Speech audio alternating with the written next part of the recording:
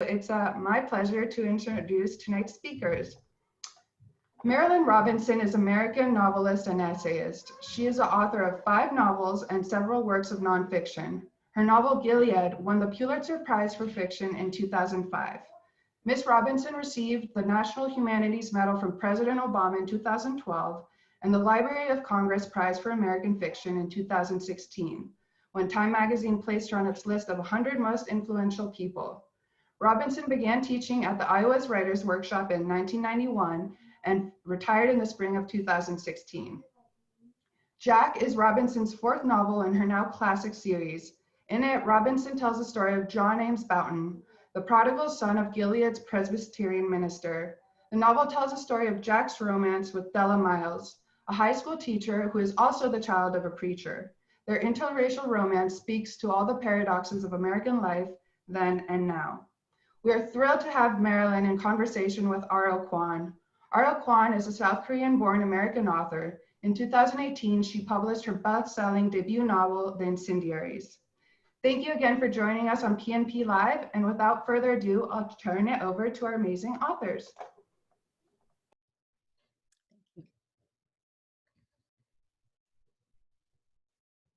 Hi everyone, I'm so excited to be here with you all and thrilled beyond belief to be here with Marilyn Robinson. She's going to read for us first from the absolutely wonderful Jack, and then we'll have a short Q&A, and then we'll open it up to questions from the audience.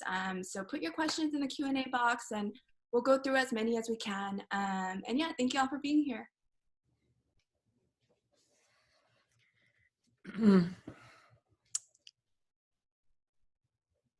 Do I begin? Oh, yes, if you want to. I'm going to read from a portion of the novel where Jack, he's been mistaken for a minister by Della Miles, the daughter of a minister who is, who invites him in for tea and talks with him and so on this sort of genteel assumption that, that it's an appropriate thing to do. He falls madly in love with her, and but he realizes that he has deceived her simply by wearing a black suit, which he had bought to wear to a funeral of his mother that he will not attend. So he decides that he has to drop the pretense and so on. So he has, well, anyway, we'll take up from here. He helped her out of a rainstorm with an umbrella that he had stolen from a park bench.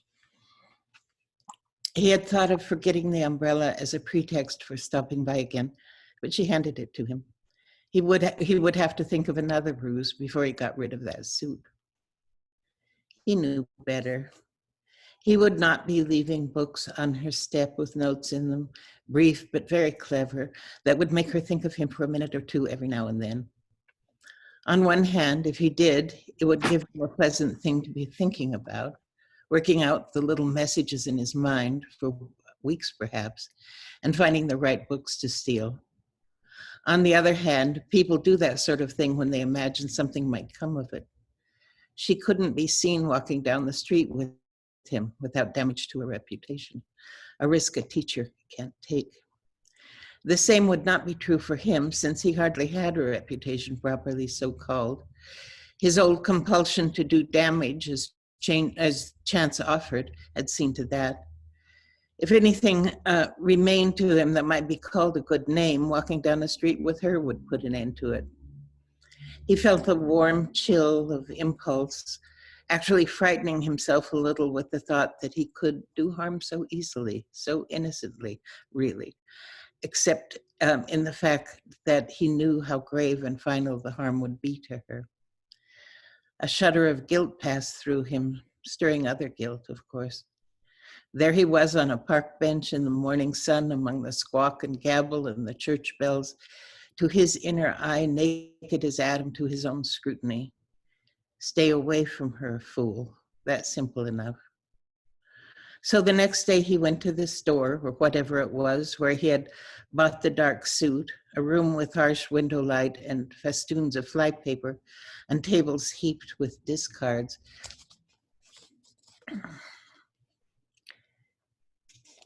and he traded it with his hatted umbrella for another hat and a double-breasted brown tweed suit with the impersonal smell of cigarette smoke already infused in it, and a small stain on the left lapel. He changed in a back room and emerged more or less himself. It was a relief to put all his pretensions down on the counter. The trade was not to his advantage, except in the sense that he had hoped to find something cheap and a little raffish. Fair warning, he thought. And he was somehow relieved that he was no longer wearing a black suit with brown shoes. The man at the counter said, "I always have things in here that would fit you. Widows bring them in." Very funny. He would not let his mood be dampened. He bought a newspaper and a pack of cigarettes at a dark little shop crowded with pipe racks and souvenir humidors and ashtrays and cans of tobacco and cigars that smelled something like tar and licorice. Somewhere in it all was a radio blaring a baseball game. The little man at the cash register watched him intently, as if theft were a card trick and he was going to catch him at it this time. The effect of the suit, he thought, since he was pretty sure he'd never been in that particular shop before. He startled the fellow with a dollar bill, slipped the change into his pocket, and went out into the street. The baseball game was close. It was the 8th inning. So he leaned against the wall in the sun to listen and folded the paper to the crossword puzzle. He pushed his hat back on his head, hung a smoke from his lip, and worked the puzzle, thinking that if anyone noticed him, he would seem to be playing the horses. Clothes do make the man. He glanced up because he was thinking. 6 letters, the second one D, and there was Della, a flinch. That look in her eyes, surprise, realization, maybe even rebuke. She was with another young woman. It seemed to him she paused for some part of a second, long enough that the other woman glanced at him, a little mystified at the almost nothing that had passed between them. And then they went on, arm in arm, heads together, laughing, not at him or about him, dear Jesus. This was misery enough to justify a drink, a binge, in fact. But for some reason, he just spent most of the night lying on his bed, feeling an elemental loneliness pour into his bones, that coldness that inheres in things left to themselves. When the heart rests from its labors, for example, that excruciating push of blood. What had happened was just what he had intended, but he had not thought it would catch him off guard like that. All in one instant, without a word to say for himself, though what that word might have been, he couldn't imagine. He had done her no harm at all. One lie that was more her fault than his. No, it wasn't. She had repaid kindness with kindness, as she would not have done if she'd known who he was, what he was. When defects of character are your character, you become a what? He had noticed this. No one ever says, a liar is who you are, or who you are is a thief. He was a what? Absolutely. He put on one suit of clothes. A fraud is what he was. He put on another suit of clothes. A bum, a grifter. A draft dodger was what he was. Even that was a lie. His name was a lie, no matter who had dampened his brow with it. All his manners and the words he used and the immutable habits of his mind. Sweet Jesus, there was no bottom to it. Nothing he could say about himself, finally. He was acquainted with despair. The thought made him laugh. He had to admit that he found it interesting, which was a mercy, and which made it something less than despair, bad as it was. I have been one acquainted with the night. I have walked out in rain and back in rain. Much of the time, this was his favorite poem. Thank you so much, Marilyn. It's such a joy to hear you read from this book. Maybe I'll start by saying that, so I know it's not an uncommon feeling to consider for, I know so many people who think of you as one of their favorite writers, one of their favorite novelists, and I am in that company. And part of it for me is that I grew up wanting to be a pastor, and I only didn't follow through because I left the faith. And I remember reading Gilead when I was just about to start graduate school. And it was a two-part revelation. And the first part of it was, why on earth am I going to try to write? Why on earth am I going to try to be a novelist if Gilead already exists? Should I just give up, not go to graduate school, do something else with my life? But then after that, the second part of the revelation for me was, what could be a better way to spend my life than in trying to do something, than in trying to work magic in somewhere in the same field as what this book just did for me, somewhere in the same universe as what this book did for me. The book was and is a balm, and for me it's one of the first and still only times I've found company in books for what felt and still feels like a profound loneliness, the loneliness of apostasy. And Jack, this novel's central character, and the reprobate of the Gilead world, is possibly the closest I've felt to any character in contemporary fiction, maybe fiction period. I'm just not sure I've loved one any more than I love Jack. And so I found it fascinating that in an interview with the Paris Review 12 years ago, you were asked if you had thought of telling home one of your other Gilead novels from Jack's point of view. And you said, I found this to be so moving. You said, I would lose Jack if I tried to get too close to him as a narrator. He's alienated in a complicated way. Other people don't find him comprehensible, and he doesn't find them comprehensible. And I'm so glad and thankful that you ended up writing a novel from his point of view after all. And I wonder if you could talk about what changed. Well, first of all, your story about why should I write, I used to feel that every time I read a major writer. You know, when I was in college, I can remember being plunged into despair by William Faulkner, plunged into despair by Hamlin Garland. You know, why write? You know, and I think that has to be a major impulse toward writing. The fact that you really have to have a strong impulse to do it. You know, over against your own love of what's already accomplished in the genre. Glad you survived.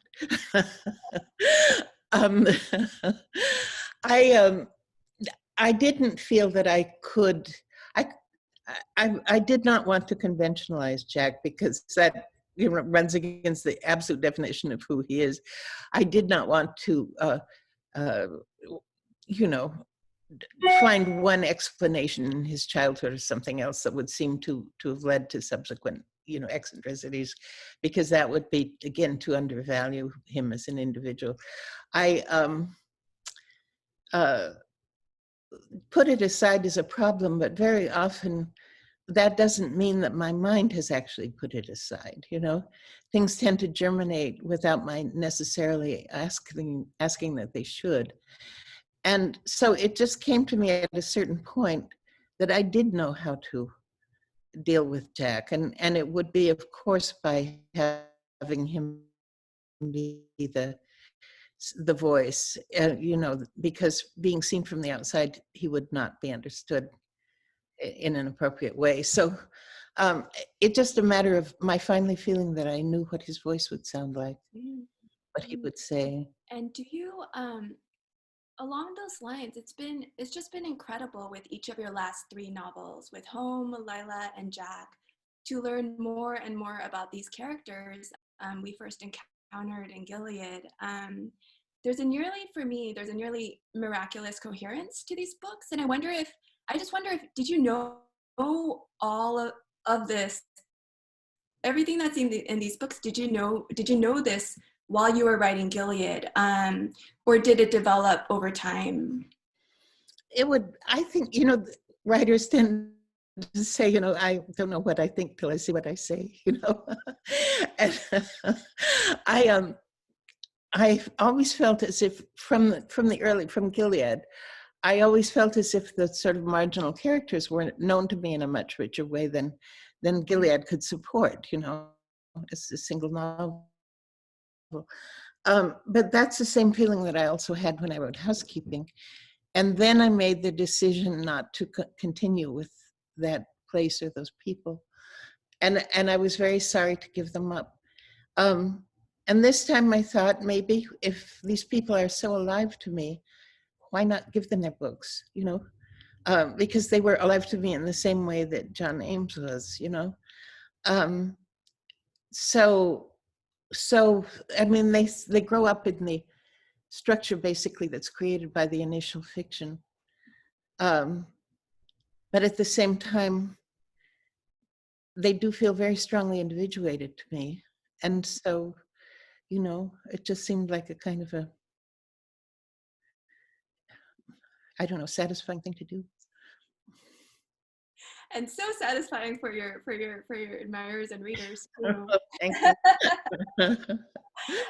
Really, I was telling Ellen, our agent, that that this was maybe the only that there was going to be from the point of view of Jack, and this has been such a gift. Oh, thank you. Thank you.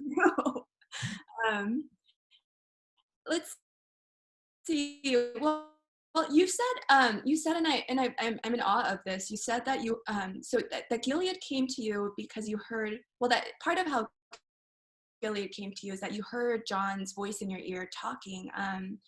And similarly, you've said that you overheard Jack and Della talking as they're walking together at the start of Jack. And character or characters talking, and then that's how the book takes on a life. Well, in a general way, that is true, except that I can't really describe the experience of knowing the voices, you know? I mean, it's not like an oral hallucination or something like that. It's just like it's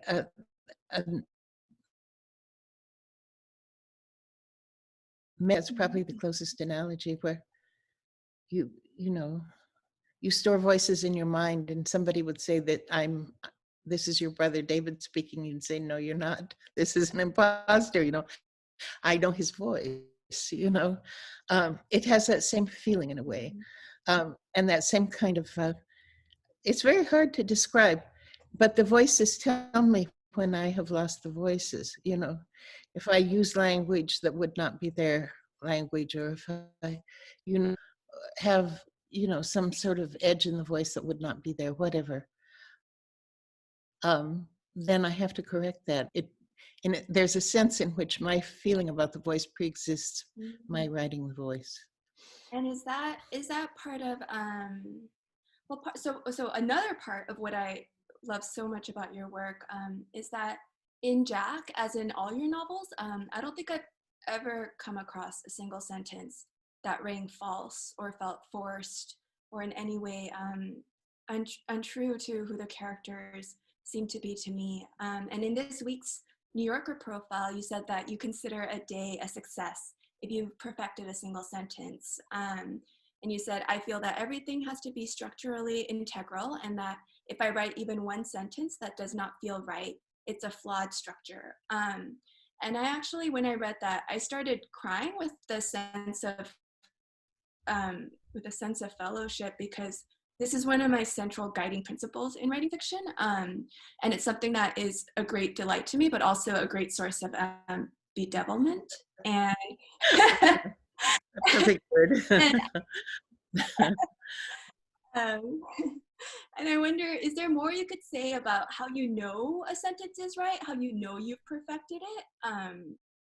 Or is that also something that is sort of that is not useful to describe? I would say it's not, you know, I think it's fair to use the analogy of music. Oh, I often do, as a matter of fact, come to think of it.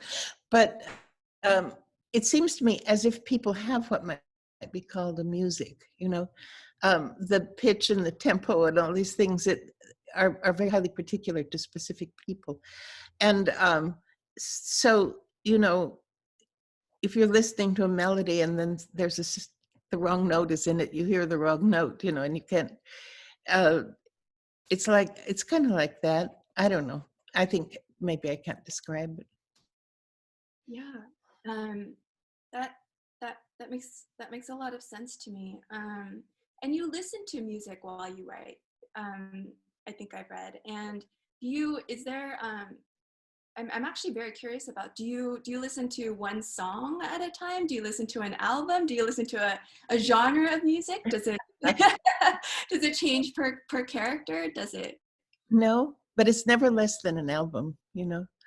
And frankly, I mean, I think it's something in New Yorker that I listened to Bessie Smith while I was writing Housekeeping, and Billie Holiday also. And I think it's the way that the cadences of language interweave the music, you know, so that they sort of mutually interpret, you know. Because there's so much, I think people get a little deaf to language because we're so saturated with it all the time. But basically, language is music. And in this sort of vernacular songs, you know, they draw out the fact that, you know, the music is a large part of the meaning of language, the way we hear it, feel it. Yes, absolutely. All right. With each answer you give, I feel as though there are 10 more questions I want to ask, and I'm trying to focus on the one on the one that feels right for you and for this event. Well, let's see. So for 14 years, ever since I first read Gilead, I've read, I think, every piece of writing of yours that I've at least been able to come across, every essay, every interview, and I couldn't find the exact interview, but I believe I have a memory of having read that you don't necessarily revise a lot, and so I'm curious about that, given how wonderful your sentences are and how wonderful your books are. Do you tend to work sentence by sentence? Do you skip around, or am I just remembering this incorrectly and you do revise a lot and I made this up? No, you were right, absolutely right. I think I revise remarkably little, you know. I mean, one sentence in 100 maybe, or something like that, even to the extent that I do that. I'm absolutely serious about the need to get every sentence right before you proceed to the next sentence, you know. And that can, I mean, when I'm happy to have written a good sentence in a day, it's because I've been thinking it over and over again in my mind, you know. So and there's a way in which my revisions all occur before I write anything on the page, you know.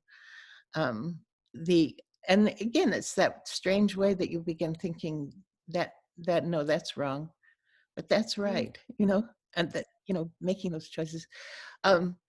I don't revise. I mean, I really, my books are pretty much exactly as I wrote them, you know. That's extraordinary. I'm really just, I'm bowled over by that. Well, you know, people find all sorts of different ways to write, you know, that just happens to be mine. One of the most moving encounters for me and Jack, and granted, there are so many moving encounters in Jack. For me, it came when Jack meets someone who tells him almost right after having met him, you look to me like you could use a little forgiving. And you look to me like you could use a little forgiving. And Jack the book is full of such moments of forgiveness, of generosity, of one person recognizing another as a fellow human worthy of grace. I reread that part right after last night's truly terrible, truly terrifying presidential debates. And once I cried, this time with something like joy. I cried to come across what felt like the exact opposite of the anger and the hatred I felt in my body toward people after those debates. Not all people, but some people. And Jack, like all of your novels, is radiant with just like suffused with this kind of grace. And I wonder, and this might be too tall of a question or too big of a question, but I wonder if you have any thoughts or help for those of us who feel very close to no longer being able to see some of our fellow humans as being worthy of grace, as meriting grace and forgiveness. for what they've done? Well, I at some point in my life, I decided that as a religious person, I could not imagine how God could not love anyone that I or anyone else could love. The only possible assumption is that God is more loving than any of us, and therefore, is more munificent in His love than any of us can imagine. And then I thought, as a sort of the other side of that is that since being loved is so important to human beings and very worthy people never enjoy it, you have to assume that God would love whomever no one else loved. And this, it's a sort of, my family call it sort of triangulation, seeing a situation as God sees it. You encounter someone and you find him offensive in whatever way you do, maybe even threatening. And then you think, how is he perceived by God? And, it has to be something vastly more compassionate and knowing than anything that you would ever be capable of, And that our obligation to other people as images of God is to try to understand that that's what they are, no matter what the complications and uglinesses and so on of life that obscure our perception of them. I guess I'm a universalist. It's, I think that's probably a good beginning place. And then if it needs to be narrowed down, that's up to God. I'm not going to even go there,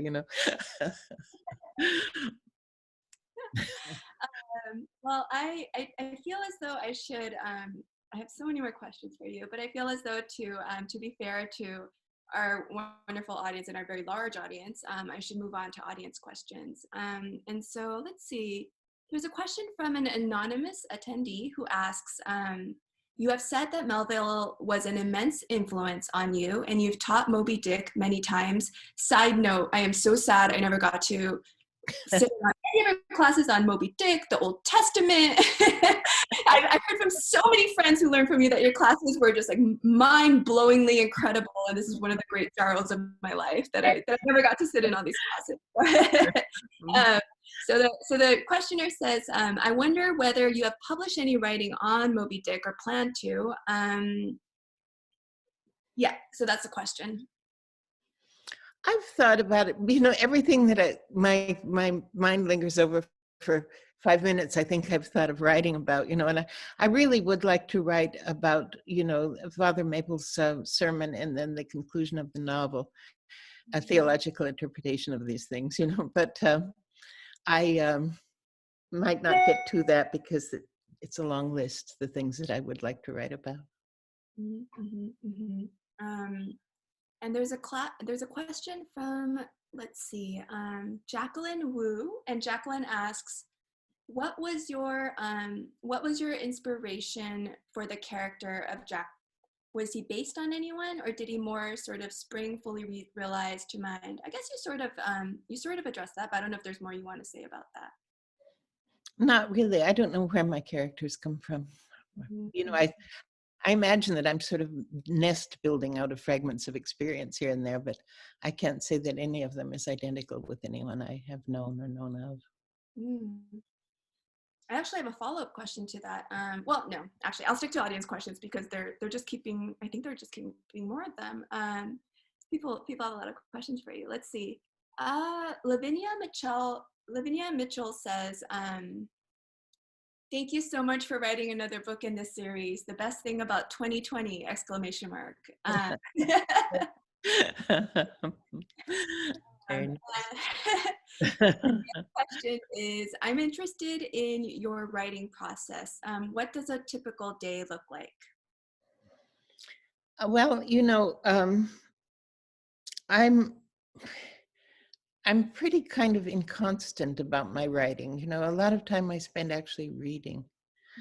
I don't write unless if I have the impetus of something that's very much on my mind, but I don't write simply to write. I only write as a way of serving another interest. You know, I mean, for example, exploring a character or something like that.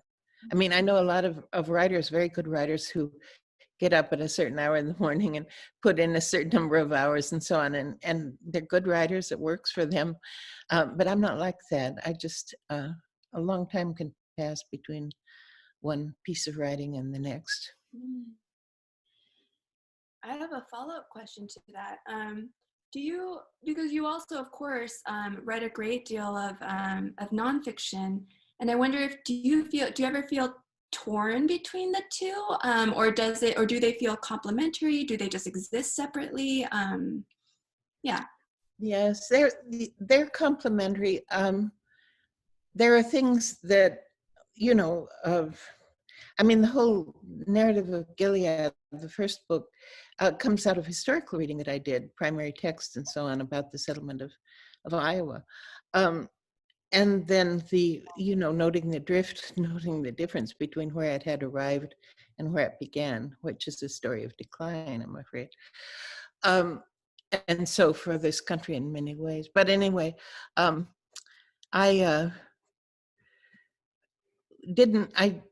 was interested in it as history, but it came to me in my mind as being the narrative of the people who had lived through these generations that are so idealistic and egalitarian in the first place, and then drift away and become forgetful of this very valuable heritage that they should enjoy, they should perpetuate. And so the fiction very much rises out of the history, and Jack should, I mean, in terms of the legality of life in Iowa that was established before it became a state, even before the Civil War, he should have been able to have brought his family to Gilead and to have lived in peace and happiness, comfort in Gilead, because there were no laws against interracial marriage or any of these other things that were going on in other places.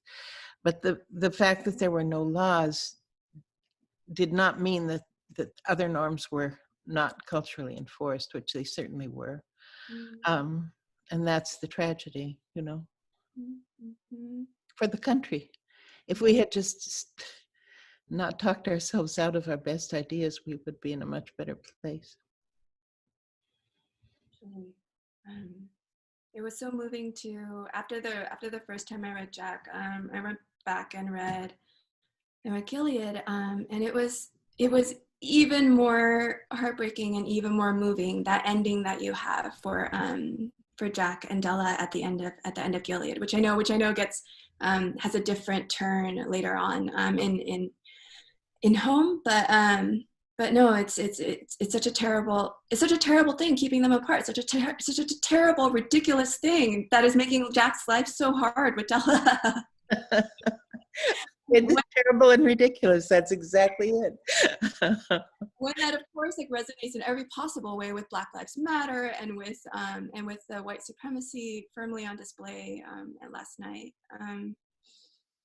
Well, we didn't have an astounding example of white people who should be predominating, but I mean, he's not an advertisement for the race, is he? I was thinking president instead. I know your vocation is clearly to write, but I think you're a better president. I think probably 50% of the population would make a better president. Okay, let's see. Jody Franklin asks, how do you write such perfect sentences? Lyrical, natural, every word carrying so much weight without the reader feeling an authorial presence. Practice. No, it's all done in the mind, it's all, does that feel right? Does that sound right? No, it doesn't. Yes, it does, What is the music of this character? Is this faithful to that standard? But not even that at that level of consciousness, Just the thing about, I mean, language is just beautiful. It really is. It's the most amazing human accomplishment, probably, And and incredibly flexible. Endlessly new variations are possible on language after all these millennia. It was just amazing. And I think that if you are very aware of language as being a living thing, you know, a collective art that everyone can modify in some degree and does, you know, that it's, you know, I think one of the things that can make language flatten is when people think of it as utilitarian, you know, rather than something beautiful in itself. You know, it's like the difference between plodding and dancing or something like that. You know, when you know, you're doing the same thing in both cases, but the aesthetic life of language before you do anything with it is real and enormously to be, you know, enjoyed and exploited, and you know. I remember reading once that, or a painter, I'm blanking on who, a painter was asked, why did you become a painter? And this painter said, you know, I just really love paint. Like, I love touching it. I love working with it. I love the colors. I love the textures. And that really fell for me. I was like, I just love words. Words are so incredible. The English language is one of the best, spend so much time with it every day. Exactly. Let's see. Maria Tucha, and I apologize if I mispronounce this, Maria. Maria asks, how long have you been intrigued by the role of preacher slash pastor slash pastor's child? Well, I wasn't particularly aware of being intrigued by them. I've read theology and so on for many years, you know. So I have been a member of the same church for a very long time, and perhaps less than I was aware of, I was watching the culture and the, you know, minister in a congregation. It's a beautiful little special culture, special.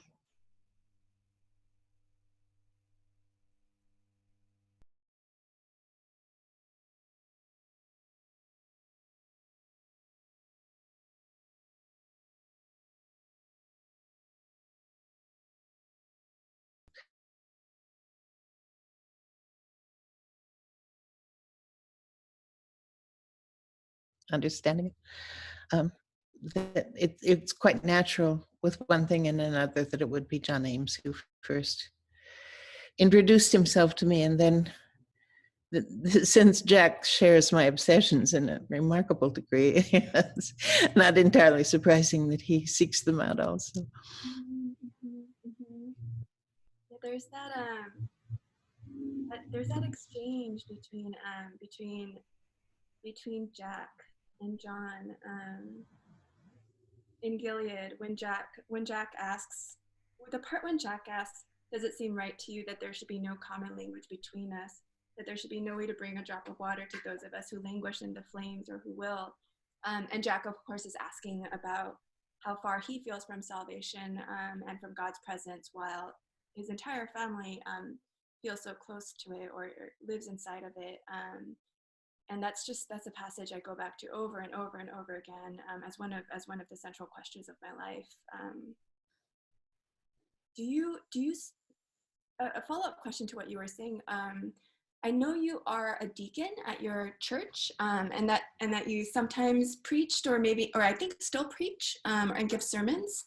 And in the New Yorker profile, I read that that now those are on Vimeo. I don't even know how to pronounce that, but now they're over a screen. And just out of like personal curiosity, and I don't know if this is intrusive, and if not, then forget it. Can other people listen to you preach? Is that now an option in this new wild world we're in during this pandemic?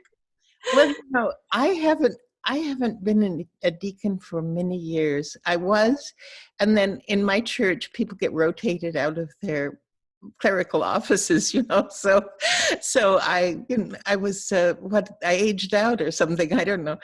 Um, I enjoyed it, but it was a passing pleasure. I don't preach very much at all. I used to sometimes because for some reason it would be useful to the minister or whatever that he had a substitute, And I'm interested in writing sermons, but I'm very unhappy in pulpits. I just feel like the biggest imposter in the world. So there is a collection of sermons that I gave years ago that somebody in the church actually has. I don't have it. I haven't looked at them. But I don't, one of the things that I like about clergy, I think, is the little distance that I feel from them. That they are clergy and I am not, Wait, I caught on the fact that there's a collection of your sermons somewhere out there in the world. Is that something that you would ever consider putting out in the world? Could FSG publish that as your next book, or is that not something you've ever entertained? Be a slender book, I'll tell you that. I don't know. I'd have to look at them again. I haven't looked at them. I don't know. I think they're rather essayistic, and can't surprise you. I would give so much to be able to read those, but well, maybe I'll do something with them, For now, I'll just imagine them. Let's see. Jody Franklin asks, Jody asks, given that you don't revise much on a sentence level, have you determined the full plot before you start sentence one? Is it fully formed at the start, or does the plot come to you as you go? The plot comes as there are things like, for example, I know that Lila has to marry John Ames. There are certain things that are built in that are necessary. But for her, since those things are established, the other thing that needs to be established, which utterly is primary, is the character herself or himself in Jack's case, it's one thing to say John Ames marries this agricultural worker drifter type, and another to create one that you believe and know that he loves, that loves him, vice versa. You have to, from my point of view, the whole credibility, the whole point of both Lila and Jack is creating the character. Plot is the secondary, very secondary thing. I also have so much trouble thinking about plot. I think I almost don't like the word very much. I don't either. Wait, the acoustics of it. You are so right about plot. Plot, like it's not a word I want to spend much time on in my head. Exactly. Let's see. Rich Lowe asks, Marilyn, are there books or writers you recommend if Rich wants to dip their toe into interpreting the Old Testament? Interesting. This is me. There's a lot of writing, quasi-scholarly writing about the Old Testament that's just awful, in my opinion. And there's a style of Old Testament criticism that goes clear back into the middle of the 19th century that is just awful. And it's had a huge impact of, the documentary hypothesis and so on. A lot of what I have done in studying the Old Testament is, of course, to create an alternative in my mind, another way of understanding it that is not reductionist in the way that theory is. So, I'm always braced against some dominant literature. And I think Gerhard von Rad, the old German theologian, is pretty good, you know. I mean, is good. I don't know him thoroughly, though. It's a tendency of mine. I do things like, for example, I look at the Jewish Publication Society translations and notes and so on. And then I look at the arguments made that do not take into account this kind of understanding of Hebrew or of ancient Hebrew culture. And this opens up a lot of, a lot of space for reconsideration. It's a complicated thing that I have not yet written out. It's spent too long in my head, I'm afraid, but I will do it because I think that a lot of bad ideas have the sort of potency of what should I say, ideology or something. They've been very destructive. And then, if they were good ideas and destructive, I could, take a little comfort. But they're bad ideas. They're very bad scholarship. And so that's not a very useful answer, I'm afraid, but here we are. No, you've done more. I think you've definitely done more to open up and change my understanding of Calvinism than anyone or anything I've read. It's fascinating to me how Calvinism has been construed and how you've construed it, and I love your take on Calvinism, and I often don't love, I think, others' takes on Calvinism. No, they don't encourage love. They don't. It's, he's a Renaissance humanist. He's a French humanist. He wanted to write about, Seneca. He's a profound scholar. He's a very compassionate man. A lot of the misreading of him comes from the fact that he uses, classical modes of rhetoric that people don't understand anymore. But I don't know, I'm suddenly getting emails, but he also created a very humane social reforms and enlightened views of women and public education and all kinds of things that were rare in his time. And he also, with the unfortunate exception of one man, he banned capital punishment on religious grounds. Michael Servetus was unfortunately not the beneficiary of this. But by the standards of the time, which, the whole engulfing world was the Inquisition at that time, he was a huge step toward humane enlightenment. Mm-hmm, mm-hmm. And that, I feel as though that comes through so strongly in your novels. And yeah, well, let's see. There's a question from Charlotte Gadu, and again, Charlotte, I apologize if I mispronounced your name. Charlotte asks, do you feel more comfortable with or close to certain characters' voices than others?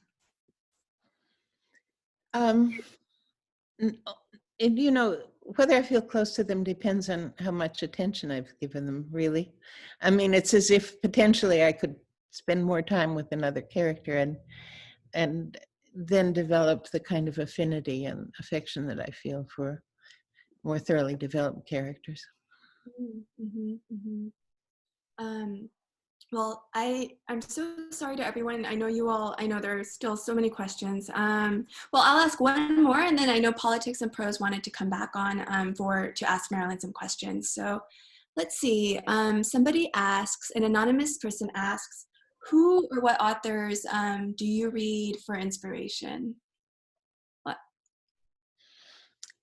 Oh, it kind of varies. I mean, the people that are absolutely essential to me are Emily Dickinson, Wallace Stevens, Walt Whitman. They really developed the basis, the origin of my impulses toward writing and thought.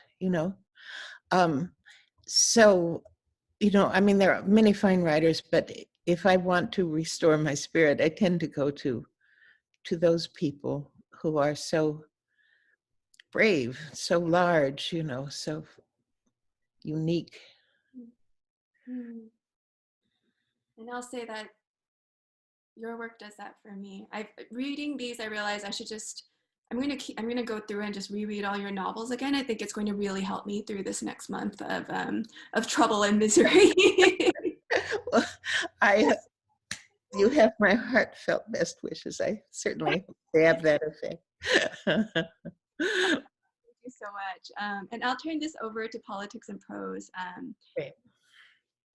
Hi, Marilyn. So like I said, huge fan. I have so many questions that I had to short list my questions to the most relevant ones, even though I'll send you a letter. You can respond if you'd like. No pressure. It's only been my whole life I've been waiting for this moment.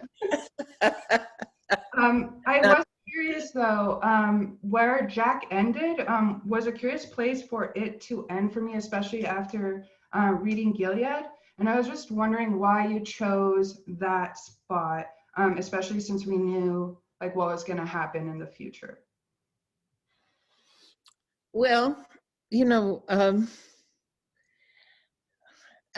it just seems to me as if the sort of perfect metaphor for the kind of living in one society, but living in two societies, in fact, and in experience, you know, with this sort of uncrossable line between them.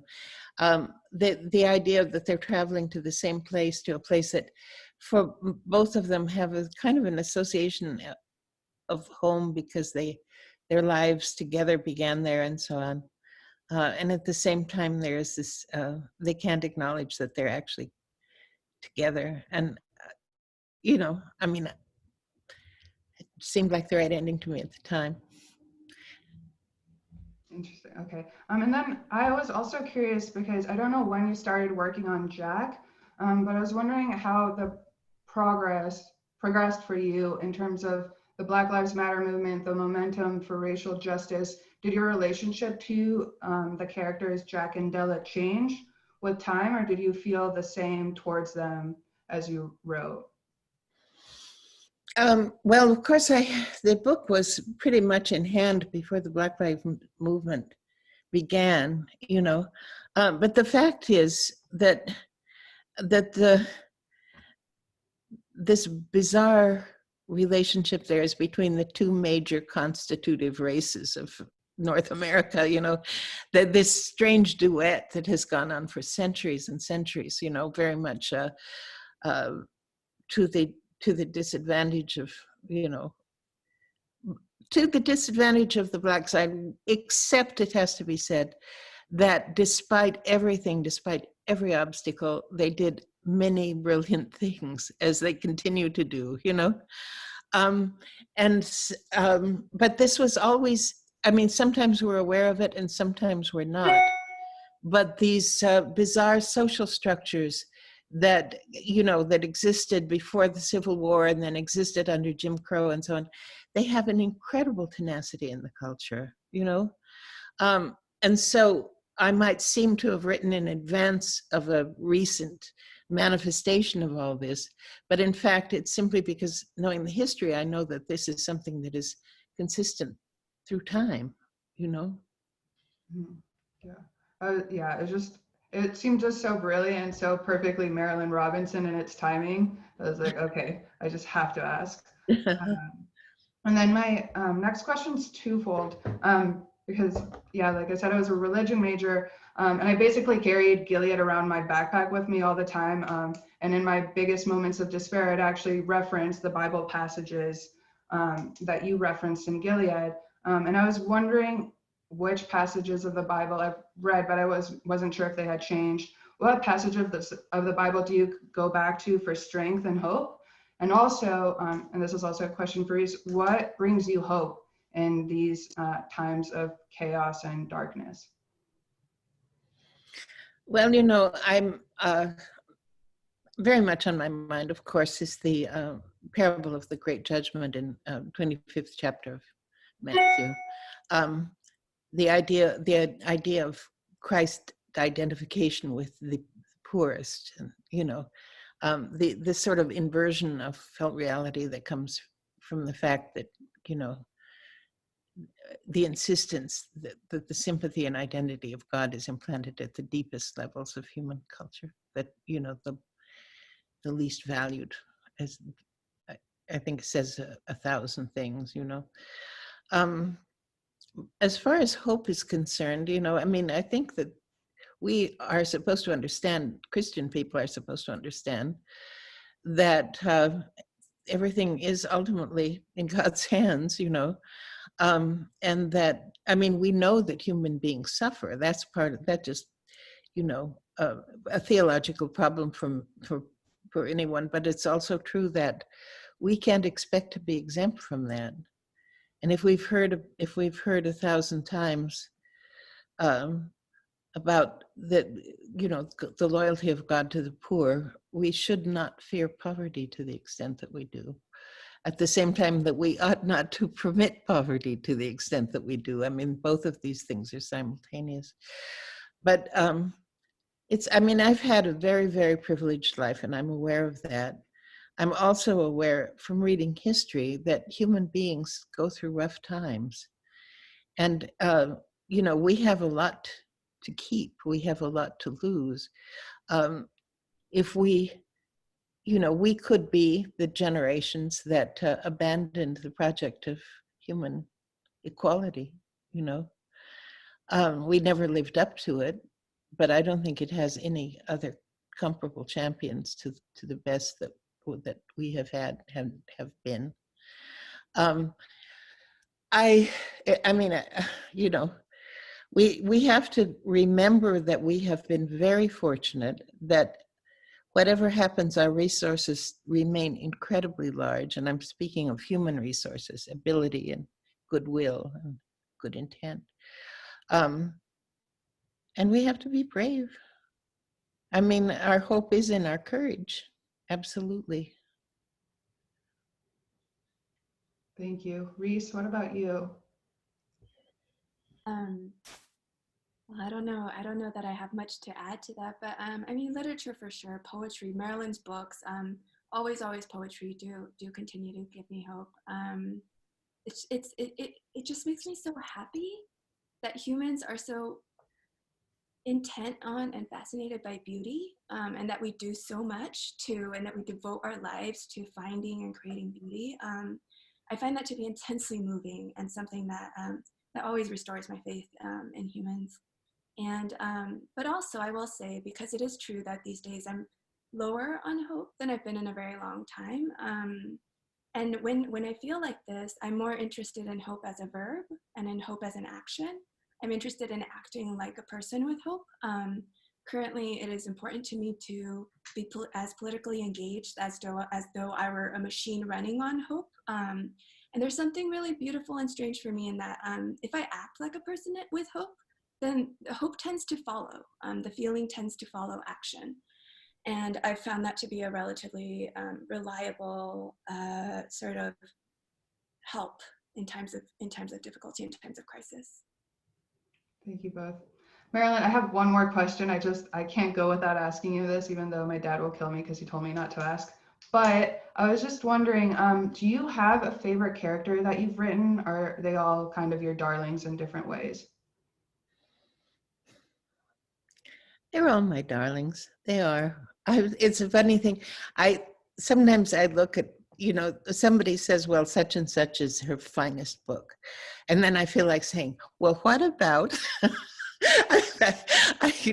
I don't, you know, an invidious statement about one book, even in the most charitable comparison with another book, makes me sympathize with the apparently lesser book and so on. I mean, you know, I'm a mother hen, you know, I'm loyal to them all. Okay, that's what I thought. I just wanted to make sure. Well, I want to thank you both again. Thank you so much to Marilyn Robinson and Aro Kwan for being here, and to you, our amazing audience. Your patronage is what enables us to bring you programming like this, and I cannot stress this enough, we cannot continue to host these events without the book sales to support them. So if you could please support Marilyn Robinson and Politics and Prose by using the link in the chat to purchase Jack, that would be amazing. And for more PNP live events, check our website for updated event listings. It's going to be a really exciting fall. And again, I want to give a final round of thanks to Marilyn Robinson and Naro Kwan. This is an absolute dream. Thank you all for joining us today. And from all of us at Politics and Prose, stay safe, stay strong, and stay well read. We'll see you next time.